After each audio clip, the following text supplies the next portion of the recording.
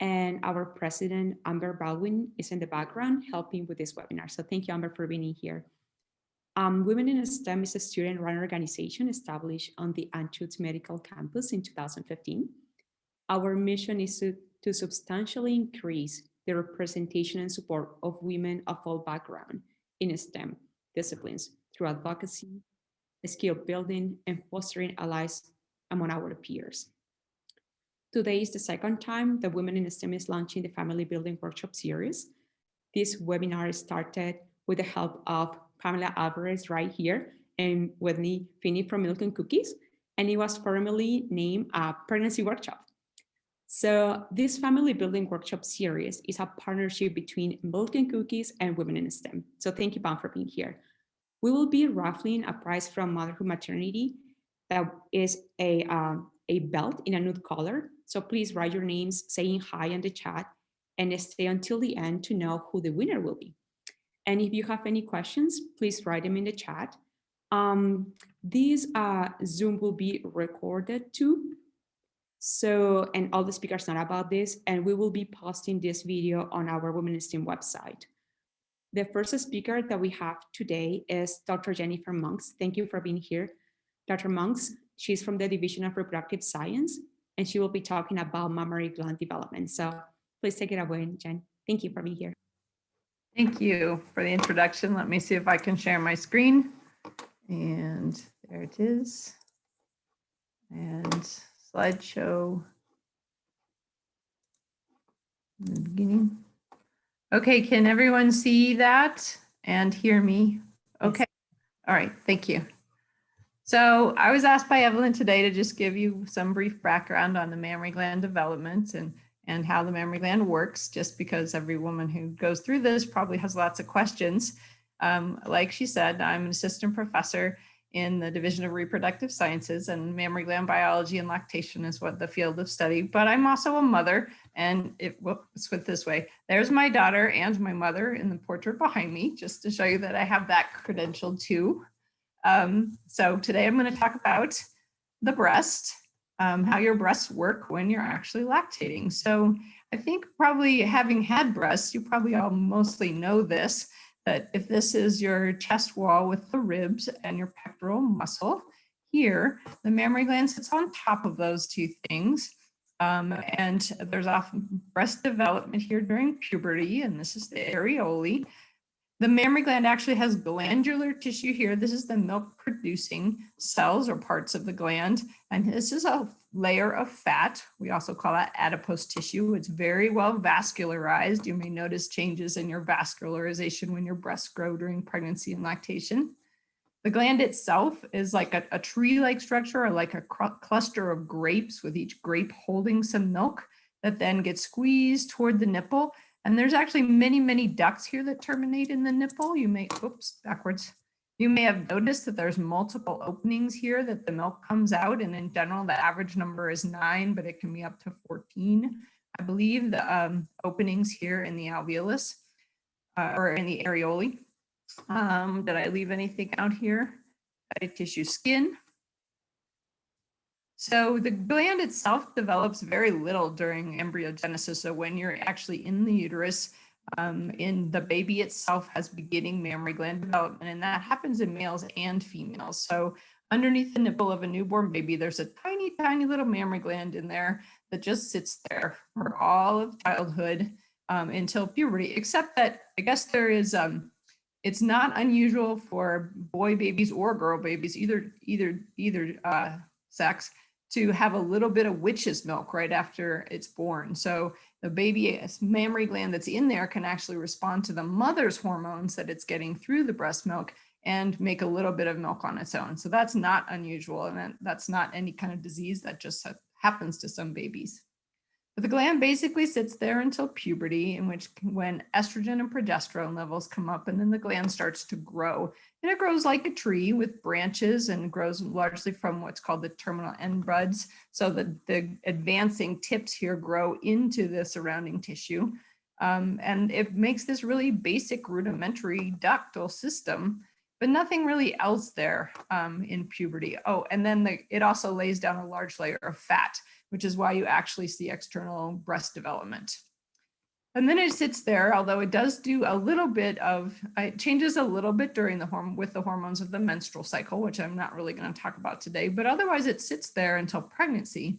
And the hormones of pregnancy, some of which are secreted by the placenta, stimulate the gland to undergo this further development. And so what you see is the beginnings here of the clusters of grapes, or the glandular tissue growing out again into the surrounding tissue itself. And it begins to initiate a process called secretory differentiation. So it begins to become competent to make milk proteins and milk lactose. But basically, this is held in check until after the baby is born. And in fact, in the woman, true milk secretion doesn't really turn on until a few days after the baby is born. The placenta needs to be removed, and the placental hormones that are largely progesterone that the placenta is making keep this from really turning on milk secretion. Then the milk will come in, we call that milk coming in, a few days after the baby is born, and the gland really turns on and really starts making a large amount of milk. And a woman who is breastfeeding, a 4-month-old, say, exclusively breastfeeding, can make something like 800 milliliters of milk a day, which is almost a quart. So that's just for perspective. And of course, a woman who might be nursing twins or wet nursing another baby can make even more. So it's a pretty amazing thing to go for something that looks like this to something that looks like this and can supply all the nutrition that a baby needs completely. It's a truly amazing cycle to me. So back to this, the breast cross-section. What's not shown in this Wikipedia image is the ligaments and nerves and sebaceous glands. So the ligaments here on the side of the gland actually help give support to the gland. Actually, if you ever notice that your boobs hurt after running, that's probably the ligaments that are remodeling to give more support. Sebaceous glands are actually in the areolae, and that actually secretes oils and secretions that help keep the lubricated and soft and keep it from cracking. And then the nerves, and I bring up the nerves in particular because, and this was blatantly stolen off a website for someone doing breast reduction surgeries, the nerves come in from all over, and I wish they actually showed better how the nipple. But so the nerves that feed in here are responsive, obviously, to stimulation, and this is very important for lactation. And of course, if you have a breast reduction surgery, you are in danger of damaging some of these nerves and then having reduced nipple sensitivity. So lactation requires is secretion and ejection of the milk, and this is actually a neuroendocrine feedback loop. So as the baby suckles, signals from those nerves that I just showed you go up to the mother's brain through the hypothalamus, and that stimulates the pituitary to release hormones. In the immediate term, it releases oxytocin, and this oxytocin actually promotes the ejection of milk. It also stimulates the secretion of prolactin in a much longer time course, and this prolactin stimulates the mammary gland to continue to make milk. Now, it's really important that this process happen correctly. The milk needs to be removed from the gland, also keep the gland from undergoing involution or shutting down. So it's really an on-demand system. So as the baby removes milk, the stimulation causes the gland to make more milk. The removal of the milk happens by a process called letdown, which if you are a breastfeeding woman, you probably felt. It can feel like a squeezing or a tightening or swelling or something. This is actually, so this is a single, what we call alveolus, which is a cluster of milk secreting glandular cells. And then laying over the top of it are what we call myoepithelial cells, which is a smooth muscle cell that contracts in response to that oxytocin release. And so what you see here is that in green, they are stimulated by the oxytocin, they flux calcium, which makes them turn green, and then they contract and cause the milk to be released from this alveolus and go to the baby. So I just really particularly love this image because it just shows you what it feels like kind of for that to happen. So the single cell, so I'm going to go now to the single cell level. So a single milk secreting cell here, this would be the myoepithelial cell or the contractile cell down here, just in cross section. So it doesn't have all its like fingers of contraction. For the single cell, if you're interested in the cell biology of this process, we'll make the milk fat by a distinctive pathway. And this is part of what I study right here. It makes milk proteins, major milk proteins, including the caseins, which are what makes milk look white, lactose, which is the major milk sugar, and that's all secreted by a different pathway. These cells transport things that are made by other cells in the body, for example, antibodies, here via across the cell itself and into the milk by distinctive pathways. The mammary gland also regulates the salt balance of the milk and puts other small molecules, other hormones and vitamins and things into the milk via these membrane transporters. And then there's what we call a paracellular pathway here over in listed as number 5. But this is actually, it's things leaking between the cells into the milk. But this is closed during active lactation. It's open during the colostral phase, but it's closed during active lactation so that when this myoepithelial cell squeezes, the milk doesn't go backwards into the gland, it only goes forward to the baby.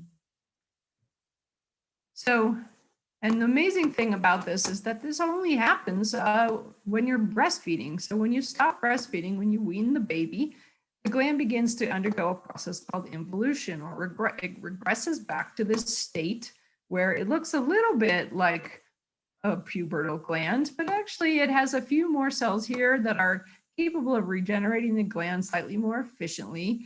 And it has epigenetic memory of the fact that you breastfed before. So most people report, and in fact, there's evidence that women who have breastfed before, what we call multiparous, who have other children, have an easier time breastfeeding the second time. So just to say that it's never been more important to breastfeed. Protective antibodies to COVID-19 have been found in breast milk. And in fact, they're actually neutralizing antibodies which bind to virus and can keep it from infecting a cell. So, and this is work that was done by Bridget Young, who used to be at the University of Colorado, has now moved to Rochester. And what I think that this really highlights is that women in science do research that is specific to women's health concerns. Of the women I know who are in lactation research, or of the people I know in lactation research, I would say 90% of them are women. And never has it been more important for women in science to really bring the focus of health research onto women, because we have been left out of studies, specifically pregnant women and lactating women have been left out of studies. It's just a massively understudied area of research. So that is my plug, and I will take questions if you have them. Otherwise, keep breastfeeding. Hey, thank you, Jen, so much for this. So my question is, when does this 800 ml of milk can happen? Does this happen as soon as you deliver the baby? Does this happen a week after, like 2 weeks after? Because that's a lot of milk, you know? It is a lot of milk. I think that question is probably better given to a lactation consultant. I know that a newborn baby doesn't drink 800 mils of milk, and the breast is not capable of meeting it and of making that much milk right at the outset. It definitely grows over the course of your breastfeeding journey. That it changes with what the baby needs, how fast it's growing. If your baby is in a growth spurt, it will make more. If your baby's not in a growth spurt, it will make less. It really responds to, if your baby is sick, it will transport more antibodies and immune factors into the milk. It is really amazingly responsive. So that is very, very interesting, because a lot of pediatricians, they mention that the amount of milk that a woman who is breastfeeding will be producing kind of like cups after, I think, like, I don't know if it's the first month, but what they mention is that you're supposed to pump as often as you can during the first 2 or 3 weeks, and then you just like reach this plateau, you know. But what you're saying is that it changes based on the demand of the baby, right? Which is truly amazing. Yeah, I think that it continues to change. They do talk a lot about the establishment of a good milk supply early, because if the gland starts to regress during that period, then I don't know if it's capable of regrowing after it's done a regression cycle. And it doesn't regress like all at once. It's like, if you don't quite, at least in the mouse, so I study mice, in the mouse, and when they have too few pups or whatever, so a mouse has 10 teats, it doesn't necessarily use all 10 if it only has 5 pups. And so you'll see some of the glands completely regressed. But the other thing that happens is as the mouse pups start to eat solid food, the distal parts of the gland, the parts really far from the nipple, will start to die off because those glands haven't been completely emptied. So then it just kind of uses slightly less of the gland. But so, like I said, once it's regressed, I don't know if it can regrow without a pregnancy, but those other cells that are still there can respond by making more. So I think, yes, that initial 3 weeks is really important for establishing a good milk supply. But again, you should probably talk to a lactation consultant because I study mostly mice. No, but still, thank you so much for what you have shown about Sure. the mammary gland. There is a comment in here that from Amber saying that it's so incredible how the human female body will adjust to the baby's needs for milk and colostrum. So yes, that's really very, very amazing. Thank you, Jen, for your presentation and for your talk. Really appreciate that. And now we'll have Pamela Alvarez. She's part of Milk and Cookies. And as I mentioned initially, this family building workshop series I started and is a collaboration between Milk and Cookies and Women in STEM. So Pamela is going to start talking about the lactation support group that we have in the campus. So please take it away, Pamela. And thank you for being here. Thank you, Evie. It's such a pleasure to be here, and I'm so happy to see this this workshop evolved and continue past what we started a while ago. So I'll go ahead and share my screen. Give me 1 second here. All right, here we go. So this is, can you guys see me, hear me, see the screen, everything? Yes. Okay, great. So this is a presentation that Whitney Finney had put together a while back. And I just adjusted it a little bit to just for this presentation itself. So first of all, we just want to start off with the values of the University of Colorado and why we see lactation as important and as a part of the diversity that builds our community. So some of the values of the University of Colorado include health and care of mind, body, and community. The university enriches the well-being and sustainability of communities and our cultural, living, and natural environments. We promote healthy lifestyles, prevent, diagnose, and treat disease, and deliver high quality and compassionate healthcare. And then our mission to diversity and the respect and inclusiveness. The university seeks the richness that an increasing diversity of our communities brings to our learning, research, and service endeavors. Our common humanity leads us to create an inclusive and respectful ethos characterized by caring, empathy, compassion, nurturing, collegiality, and mentoring. So kind of what was at the root of why our group was created is because we think that lactation and parenting support is important. Discrimination against women in the workplace and school often occurs around pregnancy, lactation, and parenting. Truly cultivating a diverse and inclusive campus to us means not discriminating and working to include women and parents into the community. And one thing that we saw as prohibitive to this was, some cases where we saw that breastfeeding was prohibited in a classroom and that could force a mother to choose between feeding her child and attending school. So that's kind of the background of why our group began. We saw that there was a need to have a community for those interested or involved in lactation and parenting. And then we also saw that there were a lot of groups on campus that actually have something to do with or intersect with breastfeeding or parents on campus. So what we started, and this was founded in 2017 by postdoc Dr. Liz McCullough and grad student PRA Whitney Finney. We started as a biweekly pumping lunch group to discuss parenting and lactation issues on campus.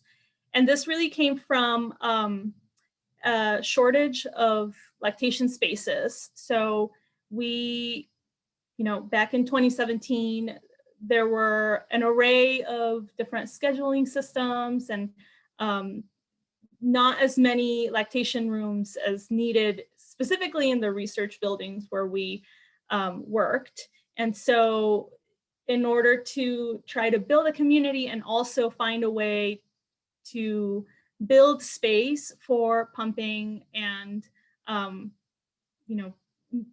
circumvent a lot of the frustration that comes when you go to a room and it's locked and you're not able to pump right at the moment, which Dr. Monks, thank you for going through that explanation of what happens with during letdown, et cetera, and really putting this tone of how medical and necessary it is for a mother to pump and breastfeed. So we started by meeting.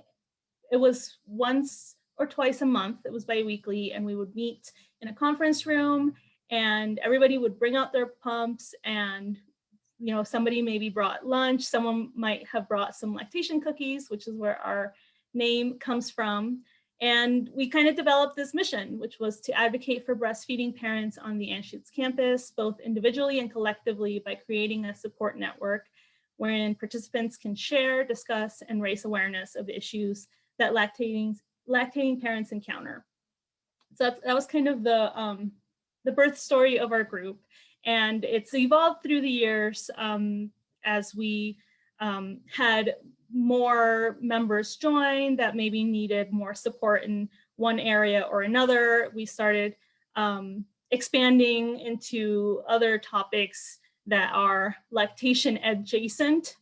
So I'll go over some of our initiatives. But first of all, our most important mission was to continue that community for parent support. So we would put together either social meetings, or we would invite speakers to come and give expert talks, such as Dr. Monks today, and talk about different issues that surround lactation and parenting as a whole.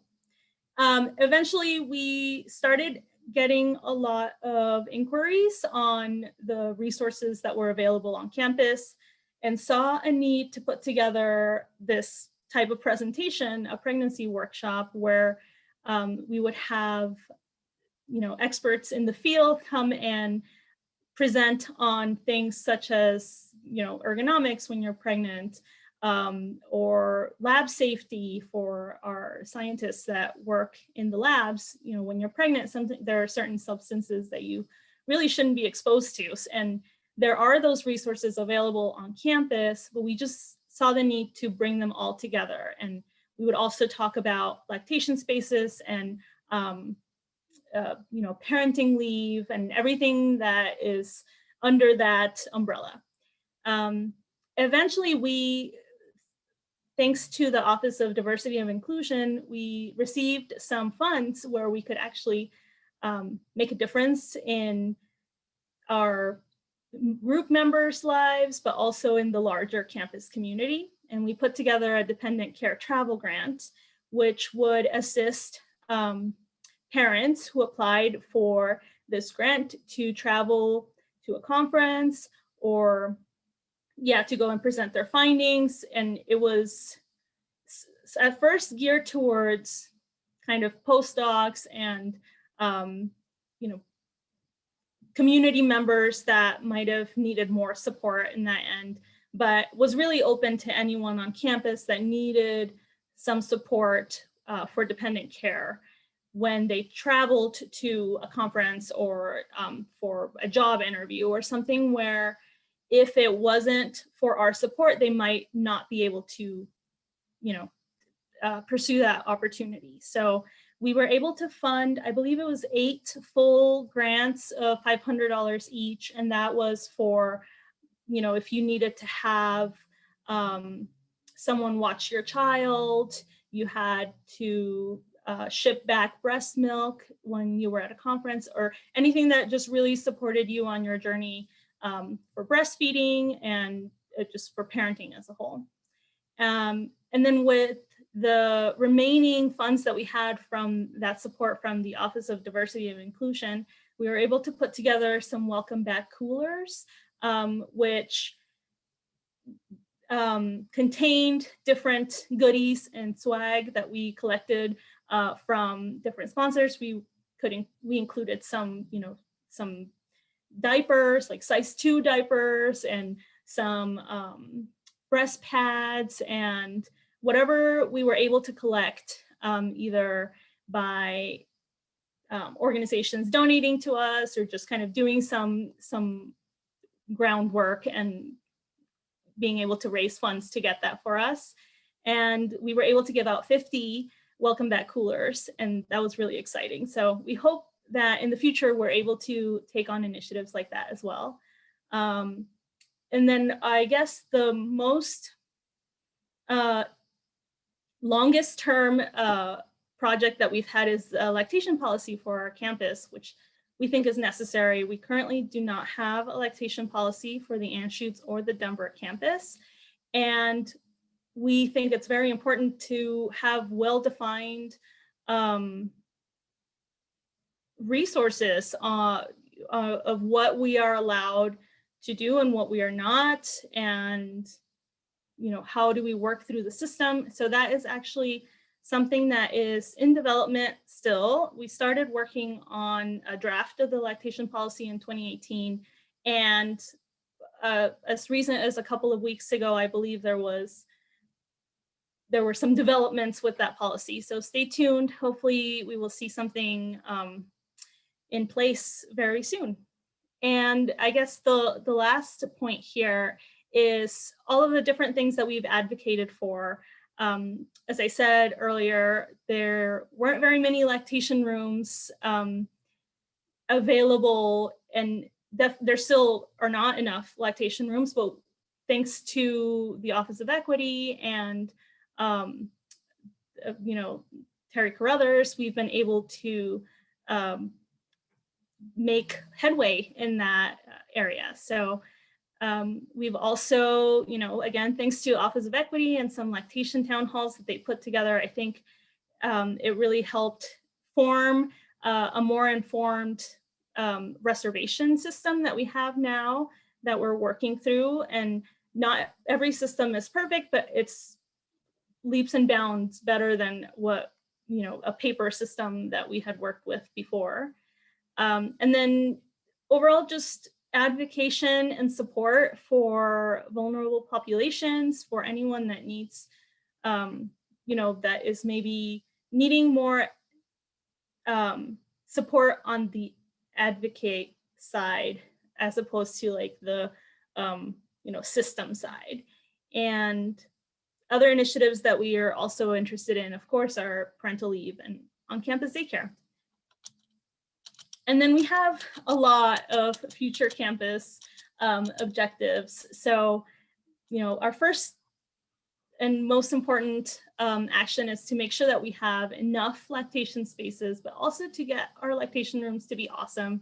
We want more than just, a room with a metal chair that has a plug into the wall, and then that's your lactation room. We really want them to be warm, inviting places that help you express milk effectively, and that you have access to it, and that everybody has access to it. So different things like that.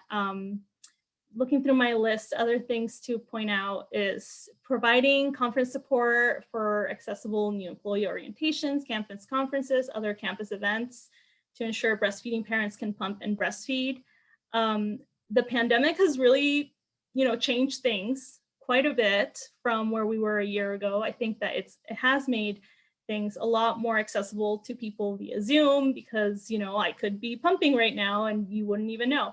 I'm not, but it's just something that has made things more accessible. So really finding creative ways to inject this back into our campus culture when we, if and when we return to campus at a full rate. So the next thing is also to coordinate with our affiliate institutions surrounding us, Children's Hospital and University Hospital, whenever we have an employee that works between those different institutions, we should be able to seamlessly give them instructions on how to navigate each of the systems. And I think that that's something that we would love to help, centralize resources. And then overall, just make our campus a more breastfeeding friendly place. And, there's some designations that we can pursue, as well as some campaigns that we would love to participate in. And in the long run, we do think that this will make our campus a more attractive place for future employees. And what better way than by making our campus more awesome and more inclusive and more diverse. So that's kind of my spiel. Other than that, if you are having any difficulty accessing lactation spaces or getting time to pump, our group is always available. You can email Milk and Cookies. You can also reach out to me directly. And we used to partner with the Gender and Sexuality Center. I'm not exactly sure what's going on with their group at the moment. I do think that they've had some transition. But then we also have the Office of Equity, who is a resource for that. And I think Shauna will talk more about that right after me. But, and we partner together. So if we need to refer you to the Office of Equity, we will, but also, they know that they can reach out to us if you just need some support or want to join the community. So that is all I have for our discussion. I guess the last thing is we were featured on a podcast, the See You on the Air podcast, and I included the link on here. If anybody's interested in listening, it was a really good conversation on, the women in science and how parenting and a career, how they intersect and how we can make it better. And yeah, so that's all I have. Just happy lactating. Thank you, Pamela. Yes, Jen. I just have a comment that I only found out 2 weeks ago that the university doesn't have a lactation policy and that you were working on that. And I was blown away. I'm like, how could a major university not have that? But then I went looking on the internet and I was surprised how few university lactation policies I found. So this is really important. It really needs to happen all across the US, all across the world. This needs to be something that's in place at every major university so that women feel welcome and supported, and we don't lose a really important segment of our brilliant population who just finds it too difficult to do both. So it's really important. No, yeah, thank you, Jen. I also believe the same, especially I want to say thank you to Pamela for this presentation about Milk and Cookies too, because I remember that was on one of the fairs that we have, the student fairs, that I think it was you who approached me while I was pregnant and gave me one of those like nice coolers. And then I started like going to some of the meetings that you guys have, that we all have. And yes, I agree, because especially when we are in the lactation journey, myself, I'm not pumping as much as I used to right now because I'm trying to win my son right now. But lactation is very demanding, to the point that sometimes women, we have to lactate every 2, 3, 4 hours, depending on how much volume you have or how much you produce, right? And having the space, I didn't know that in 2017 we were not having the space. Then I guess I was just so lucky that happened, that when I went through my breastfeeding journey, we had the spaces. And it's interesting how much, I guess, the Office of Equity has also helped this and support this, because I'm so thankful that there is just one lactation room right here in the RC2 building, third floor, right next to the lab that I work in, because if not, it wouldn't be manageable for me. We as women, we go through a lot during pregnancy, parturition, and our breastfeeding journey. The initial couple of months is very difficult.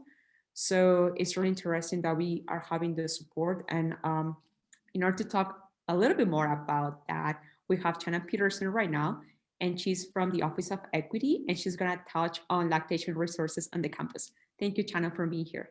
Hi, yeah, thank you so much for having me. Let me go ahead and see if I can share my screen. Okay. Can everyone see that okay? Yes. Okay, great. So I'll do my best. I'm kind of working with dual monitors, and so it's hard to know where to look sometimes, but really happy to be here as a representative from the Office of Equity, but more importantly, just being included in this space as someone that hasn't lactated before. I do appreciate just being here and being able to share a little bit more about kind of what my office does and how I can help. So we'll jump right into it. This is just a quick presentation overview. Some of the stuff I had mentioned in the previous WeSTEM family building workshop. And so it seems a little repetitive, it probably is, but just for anyone new in the room, thought it would be worth chatting about. So I'm going to talk about the different room types that we have on campus, what some of those amenities are. I love the introduction from Pam talking about things we'd like to see in lactation spaces in the future. I'll talk a little bit about just access, the process for that, and then collaborators also very brilliantly presented by Pam about kind of who's involved with lactation spaces on campus. So the first slide here shows kind of a breakdown of our room type. So I think everyone is really familiar with the single user space, but we also have some alternative spaces that I think are really creative. A lot of them were designed based on feedback from the Milk and Cookies group. And so they're such an amazing resource as far as pioneering some ideas, creative solutions. And so, yeah, so you'll see the single user, the multi-user, the lactation lounge, and then pods. These counts include our CU Denver lactation spaces as well. I'm really excited about the attention CU Denver's campus is getting, as well as kind of the continued support for the AMC room. So that's kind of why those numbers are a little bit different, but that does include CU Denver. I'm not going to spend too much time talking about the single user room. This is the tried and true lactation space. The top photo is from our Lawrence Street Center single room. In the bottom is from, I believe, the business school single user room. We have 20 of these spaces on campus. The great things about them is they're private. They might have more amenities. So we see particularly with rooms that have been like reconstructed from a single use bathroom where they can have a sink. Those are always really great. Another plus about these is the security can either be a deadbolt or a badge, which is different than some of the other spaces that we'll see later on in the presentation. Some challenges that the single user space has is it can be really difficult to find these spaces in architecture that has open concept. I'm like, oh, open concept is like my demise for finding lactation spaces. Really challenging. Also, just in buildings where there's really large lecture halls or lab spaces, they're harder to create these single user rooms in just by sheer architecture as the obstacle, which is a hard obstacle to fix. Also, we heard from Milk and Cookies that pumping can be a really isolating experience when you're having to pump, like Evelyn mentioned, 3-4 times a day, 30 minutes at a time, just by yourself. And so the single user room in its essence is very isolating. And then also it has less flexible scheduling, meaning that once the room is in use, it's in use. There's not any flexibility around that. And so that can create different challenges. So this is a multi-user space. This is also in the Lawrence Street Center. It's a little hard to see, it's a little dark, but on the left, you'll see there's one lactation station, and then kind of behind that partition on the right is another lactation station. These spaces are kind of a great in-between between the single user and the lactation lounge. They're awesome because we're able to convert larger spaces, so break rooms, conference rooms, into these multi-user spaces. They are a little less isolating, so if you were interested in scheduling with a colleague or a friend to pump at the same time, it can feel a little bit more communal. It's also great if you're like, I forgot this, portion of my pump. Maybe there's someone in the room that can provide that as well. There is somewhat flexible scheduling in that this room potentially could have 2 time slots for every reservation. They're a little less private, and so it might feel a little uncomfortable for folks to hear a door opening and closing as they're pumping, or some people might not feel comfortable hearing someone else's pump next to them. And the other negative about it is it would be badge required. So we can't necessarily anticipate someone getting up while they're pumping, undoing a deadbolt, letting someone in, locking the deadbolt. So that badge requirement could be seen as an obstacle for people like visitors or new hires that don't quite have their badge yet. Okay, this lactation lounge, I can't take any credit for this photo. This is actually a lactation lounge in DIA, but it just looks so gorgeous. So I thought I would include it. We have 2 lactation lounges out of all the spaces. This one's kind of my favorite. It does a really amazing job, similarly to the Milk and Cookies, like bi-weekly meetings or bi-monthly. It creates community. I think it normalizes breastfeeding. It creates a really safe environment for people to experience this very normal experience with one another. And so that community piece is just really like irreplaceable. Less space modification. It really just requires furniture in a partition when you enter, flexible schedule being the biggest plus of the lactation lounge. People can come and go as they need. They don't have to make a reservation. There's theoretically always space as long as there's enough seating. And so I think this really meets a lot of the needs for people that have schedules that are just unpredictable. And so the lactation lounge is great with that. A negative similar to the multi-user space, it is less private. So this isn't something that everyone feels comfortable for whatever reason. So it might not really be an option for everyone. And then additionally, it does require a badge.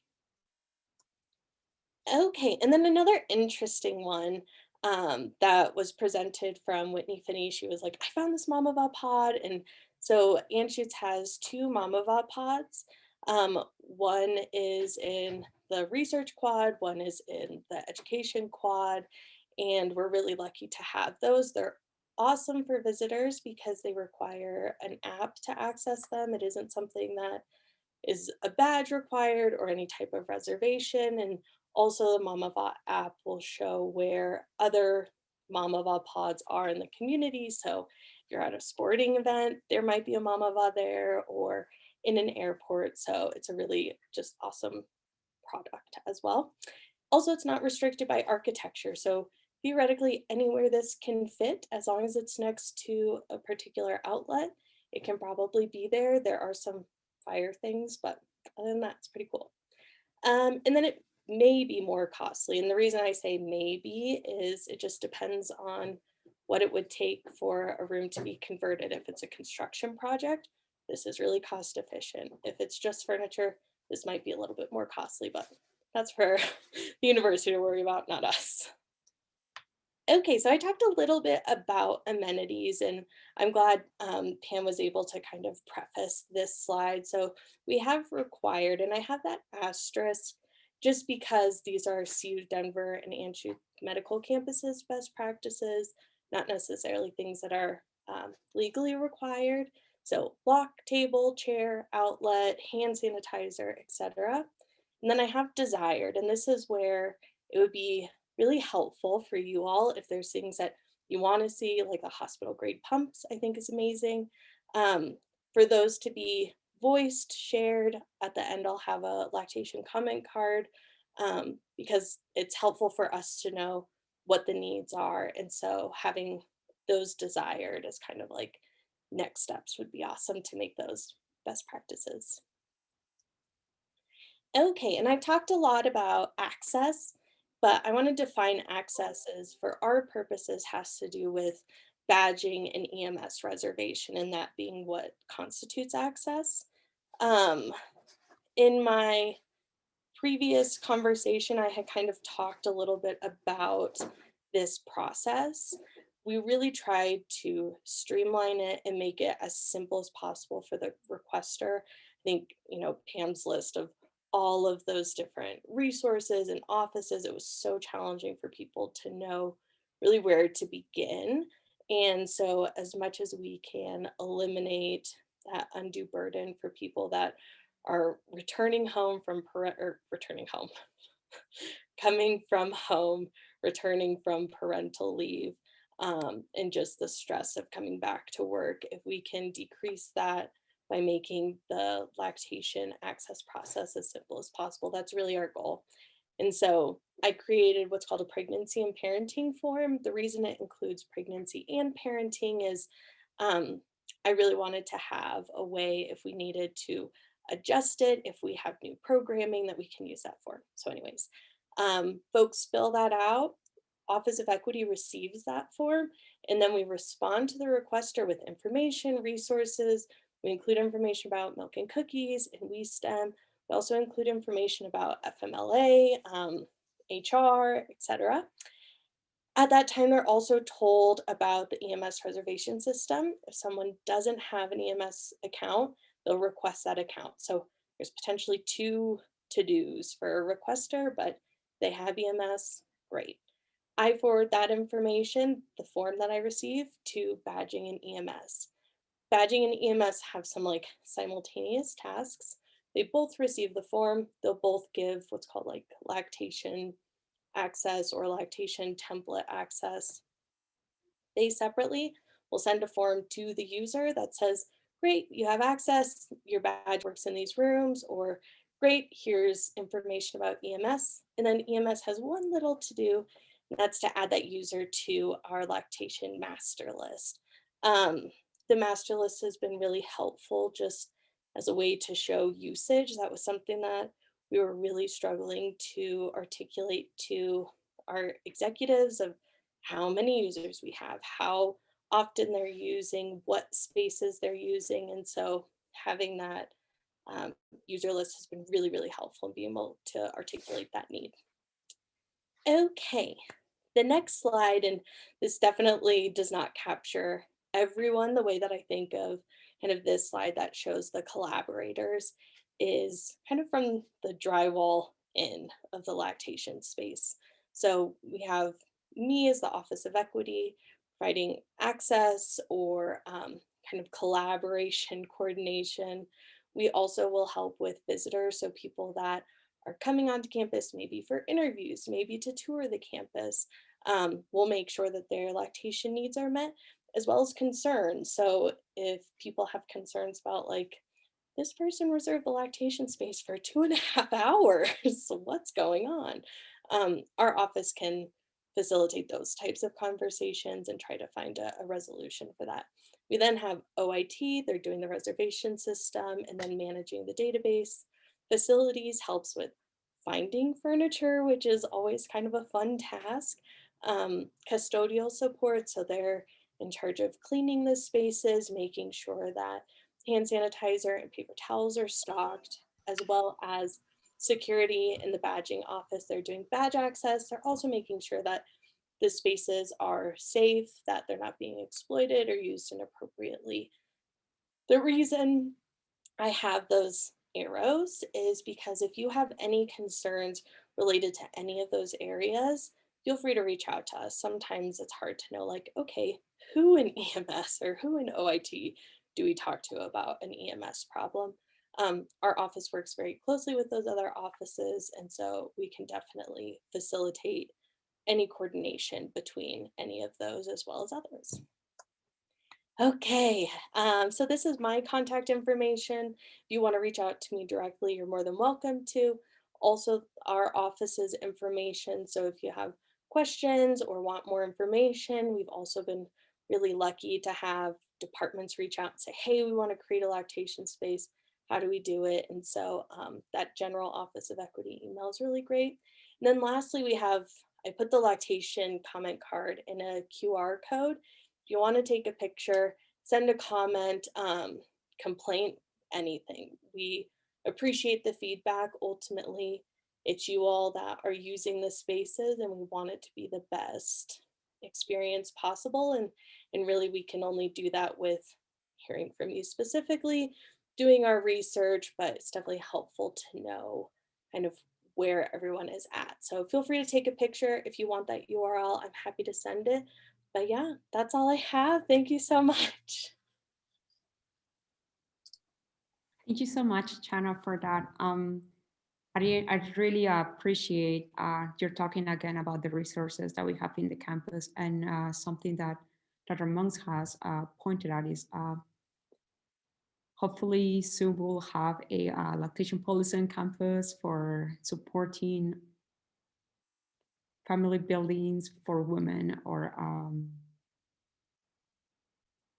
women who were who consider themselves, or people who consider themselves women, or I'm just trying to be inclusive and try to pick my words in here. So yeah, I truly appreciate that. Is there a possibility that you could also please share the website on the chat? Yes, absolutely. Sure, thank you. And I have a question. Once a person knows that it's going to start the breastfeeding journey, how far in advance the request for having access to these lactation rooms should be? That's one of the questions. And the other of the questions is, I didn't know that some of the lactation rooms were supposed to be scheduled. I just thought that you were supposed to just scan your badge and have access to it. Yeah, that's a good question. So I would say, as far as how soon in advance someone should request lactation access, I'm going to kind of defer to them. So lactation access is for 1 year.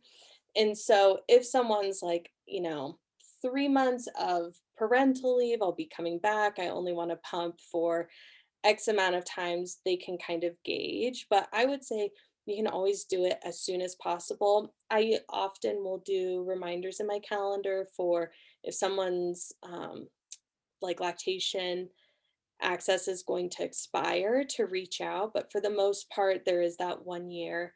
But I would say get the pregnancy and parenting form in, and then I can also say, okay, you're due at this time, you're coming back on this date, let's reach out then and just get you the badge access. So then your year starts when you return. So kind of just depends, but they definitely have a guaranteed year just from whenever they submit the form if they don't want to delay.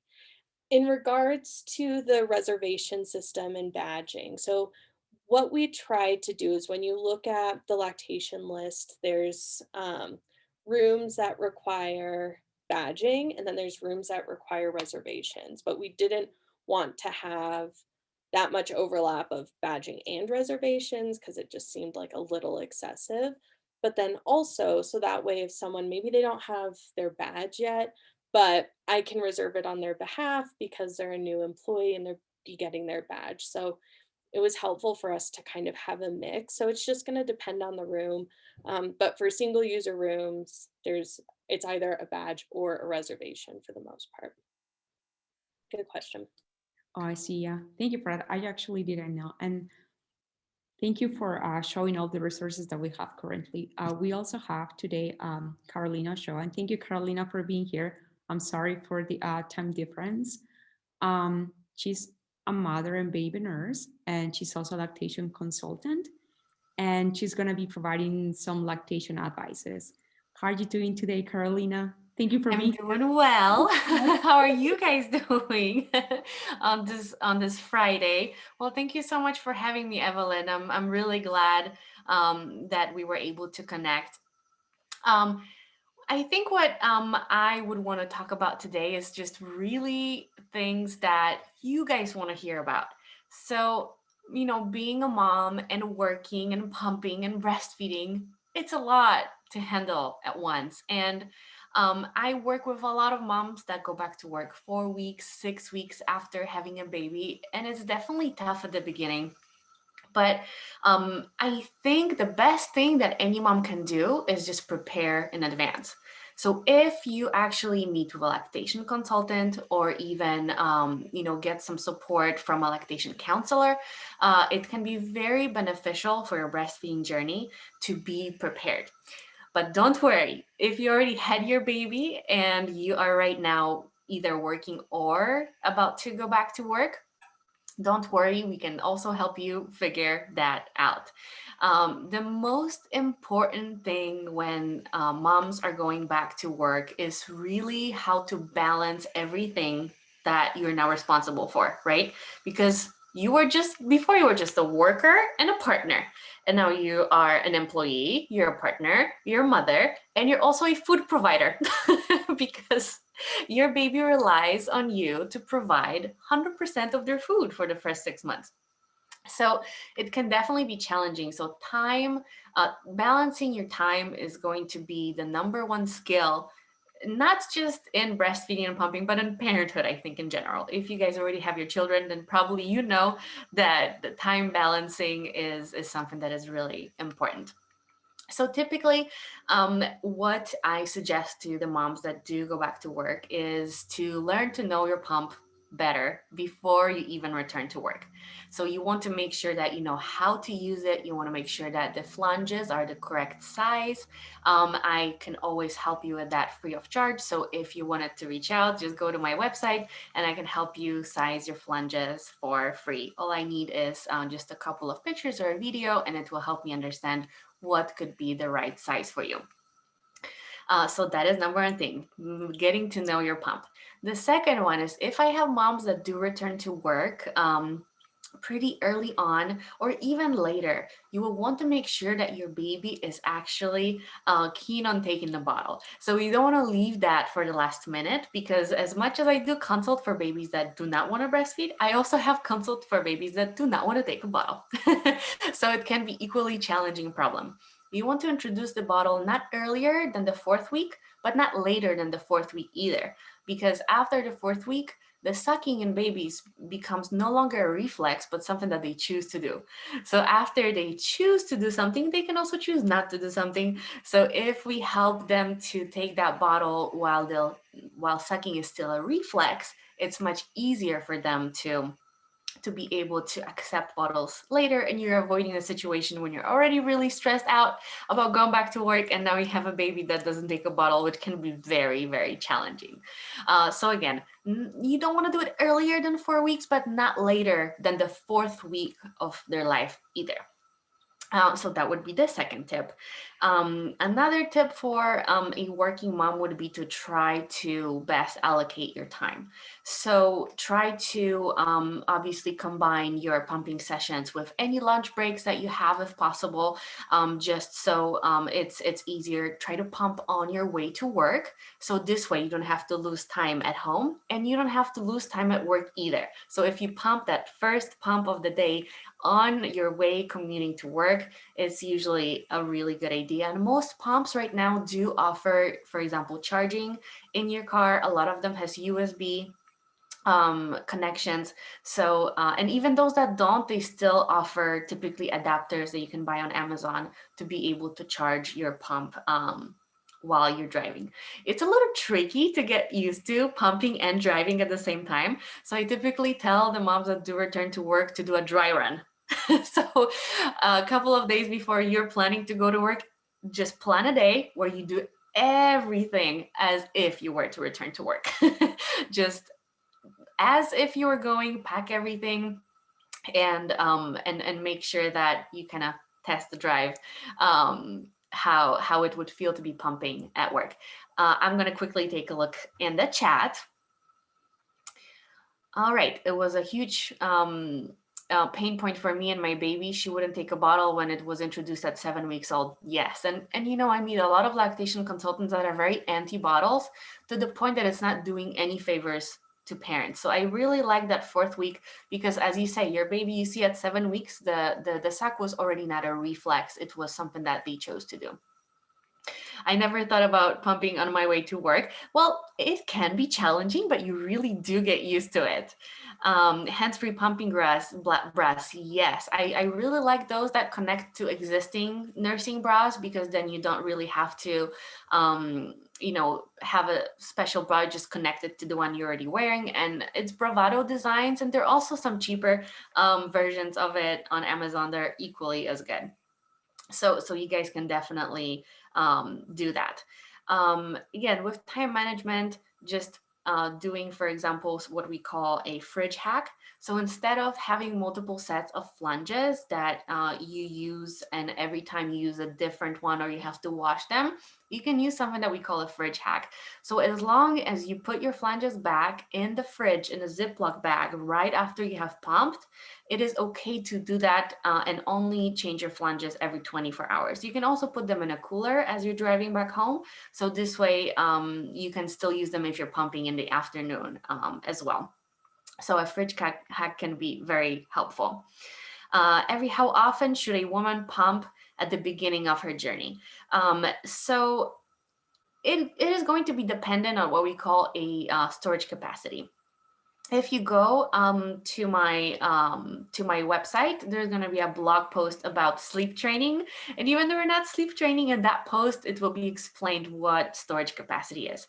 So not all women's breasts are created equal, and storage capacity has less to do with the size of your breasts, but more to do how much milk you can hold, how much of the milk producing tissue you have, because there's women that have larger breasts but they can't store a lot of milk, and there's women with smaller breasts that surprisingly can hold quite a lot. So it has nothing to do with your breast size. I typically, when I advise on how often should a woman pump at work, I ask her what is the most she has ever pumped ever since she delivered the baby. What is the most she has ever pumped from both breasts combined? And typically based on that, we determine what storage capacity. Is it small? Is it medium? Is it large? Or is it very large? So in cases of larger storage capacity, when a woman typically can pump more than, I believe it's more than 6 or 7 ounces combined from both breasts in a pumping session, then typically you're able to get away with pumping every 3.5 and 4 hours at work easily. Some women even 4.5 hours if they can pump more than 10 ounces in a pumping session. And let me tell you, this is very rare, but it does happen. So that's why I want to mention it. Most women, however, will have, a moderate storage capacity where they can pump between 4 and 6 ounces per pumping session.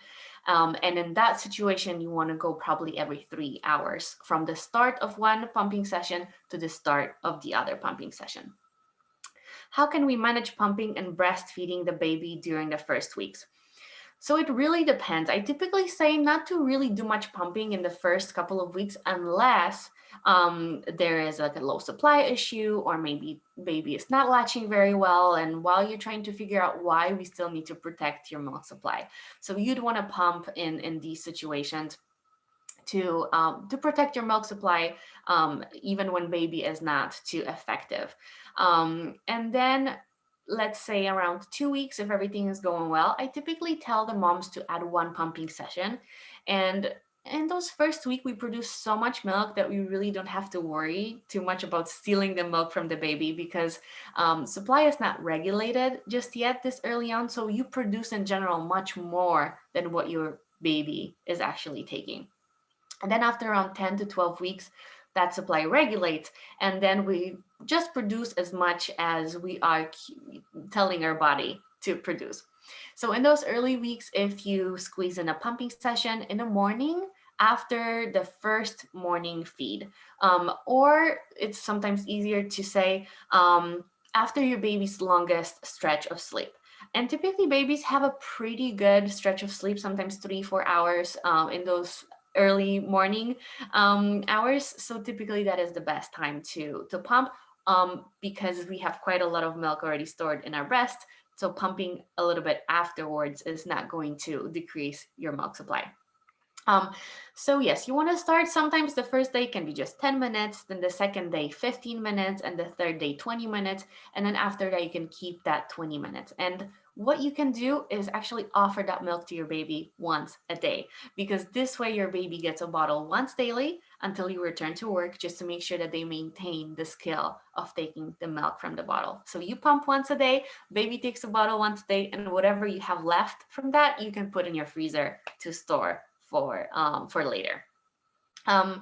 Let's see here. One thing that surprised me during my journey is how often pumping needed to happen. I was told every 3 hours to establish supply.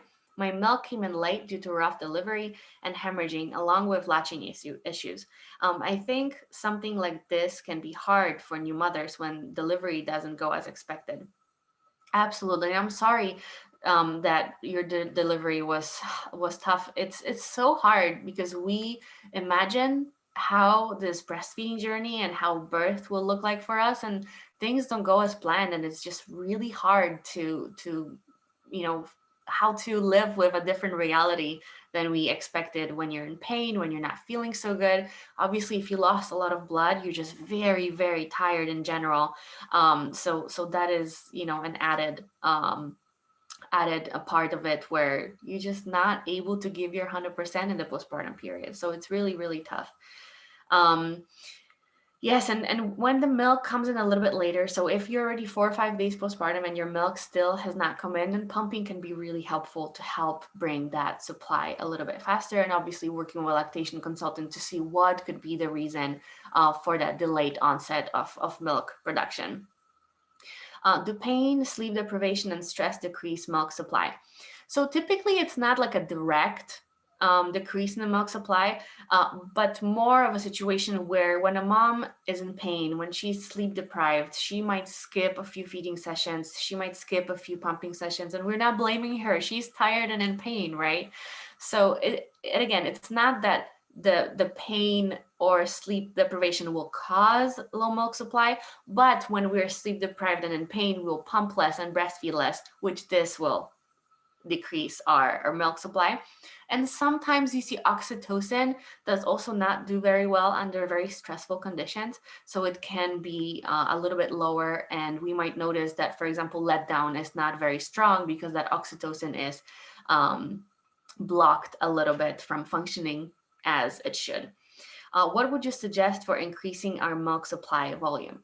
So typically the best way to increase your milk supply if it's dropping is to find the cause why it has dropped in the first place, because there's really no blanket statements of what we could do unless we know what is the reason. If you know the reason, for example, if you know that maybe you have not been pumping very diligently, maybe you have been supplementing here and there with formula, but now you want to get to 100% breast milk and you want to increase that milk supply. So I can talk about this part. So if you want to increase the milk supply in these situations, we just need to signal to your body that we need more milk. And the way to do that is through pumping. So you would want to pump after feeding your baby, and then you can offer them what you have pumped. Another very helpful thing is to do power pumping or cluster pumping, some people call it. And this way we are signaling to your body that your baby is cluster feeding. You would pump for 20 minutes, then take a break for 5 minutes, and then pump for 10 minutes and take a break. And altogether it's going to be 1 hour, switching between pumping, break, pumping, break, pumping, break.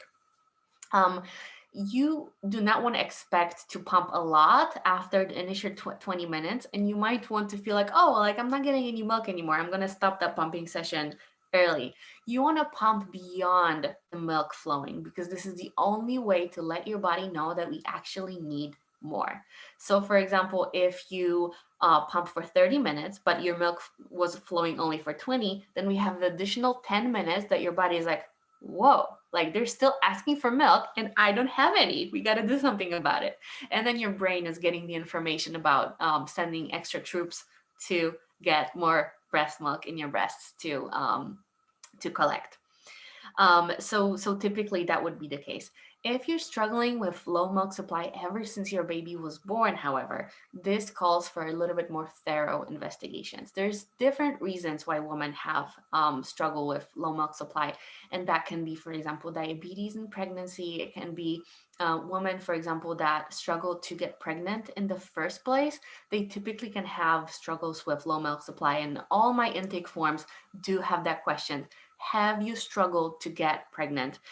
So if it was an IVF birth due to maternal issue, if it was, for example, a pregnancy that we needed to use fertility medications, typically we want to look into that a little bit further because it can tell us that maybe testosterone is a little bit high with a PCOS, right? Maybe it's a cause of higher progesterone levels. So we can do all these labs and we can check for that. Maybe it's the thyroid, right? Both hyperthyroid and hypothyroid can really affect breast milk production. So we want to monitor your thyroid levels really thoroughly after the birth of your baby if you had problems with your thyroid before you got pregnant and before you delivered your baby. A few other causes of low milk supply would be, for example, something that we call retained placenta. So sometimes a tiny little bit of placenta can be left inside the body, especially if it takes a little bit longer for your placenta to come out. And another part of symptoms for retained placenta product would be very heavy bleeding beyond the normal period of time. So if it's been already 3 weeks and you're still bleeding heavily, then I typically suspect the retained placenta. You can have signs of infection, but not necessarily. And sometimes the fragment can be this tiny and it can cause a lot of problems because what is your body thinking when we have a tiny little piece of placenta left? That you're still pregnant, right? Because it still gives out some of that progesterone that typically placenta is responsible for. So that's why we can have issues with milk supply, even if you feel fine and all you have is just maybe a little bit more bleeding than typically. Typically an ultrasound can show, but if not a regular ultrasound, then a saline ultrasound will be able to show if there's a little piece of placenta left. So those are the most common causes of a low milk supply. And as one of you have mentioned, for example, hemorrhaging during labor will also make it not like low milk supply in a long term, but more like a short term. So if you still have your hemoglobin and hematocrit pretty low because of that loss of blood, that can cause a lot of issues because our body is so busy working to recreate all these cells, red blood cells that we have lost, that milk production is kind of in a second role. Also, it can cause anemia, and then anemia in effect can also cause either delayed onset of milk production or just decreased milk supply in those early weeks.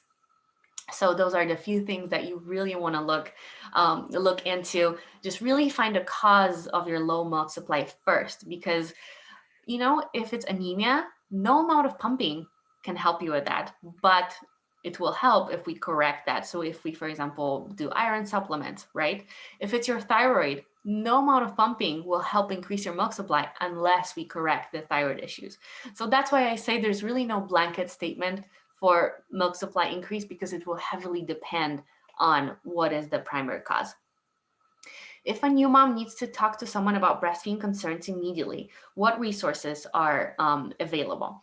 So it really depends, but there is typically a lot of lactation consultants either in private practice that will be able to help you. I know that if you wanted to, for example, use your insurance for a lactation visit, there is a company that right now, they hire a lot of lactation consultants all over US, and you're able to access your lactation consultant at free of charge with your insurance. And it's called Lactation. Let me check that very quickly. Lactation, just so I can get you guys the name.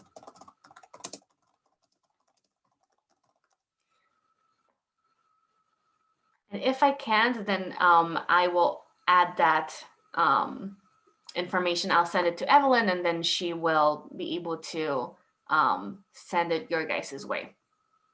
Of course, Carolina. Yeah, and also just following up on that, on one of the questions, there are more same-sex couples nowadays than before. So, and also like touching on one of the questions that is about like supplemented with formula. So for instance, if there is male couple, what would be suggested for them to for lactation? I mean, will it be suggested for them to go and acquire milk from a human milk bank, or to start with formula?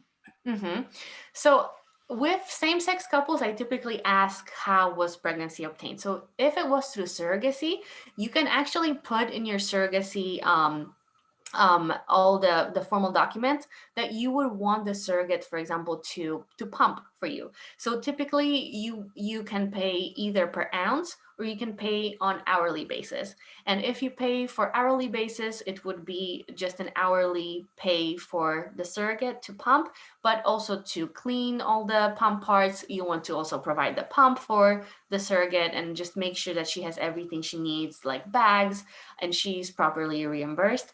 But if, for example, you wanted to pay per ounce, a typical pay per ounce for most milk banks is around $1 per ounce. So you can probably expect something similar if you have a surrogate. In other situations, you can get the milk from the milk bank, but it's very, very, very expensive. I really want to put especially like very expensive. Like most of us wouldn't be able to afford doing a full breast milk feedings for while obtaining the milk from the milk bank. It's typically $6 to $8 per ounce, which if you can imagine, if a baby's eating around 25, 30 ounces per day, that can be very expensive. So yes, this is how much it costs, unfortunately. However, parents can also go to different sources, like for example, Eats on Feeds or Human Milk for Human Babies, plus the state you're from. So for example, I'm in California. So on Facebook, I would search Human Milk for Human Babies, California. And there you can actually ask for donations. And typically it would be free of charge. I was a donor myself. I got one baby girl to 6 months of exclusively fed breast milk just by pumping twice a day. So her family would come once every 2 to 3 weeks when I was like, okay, guys, I'm really running out of space in my freezer. You gotta come. And they would bring that huge black trash bag, and we would just put everything in there every 2 to 3 weeks. And they were really sweet because they would always, get me the breast milk bags that I needed. I had a baby at that time, so they would also bring diapers and toys for my kids. So it was very sweet. They really didn't have to do that, but they did that.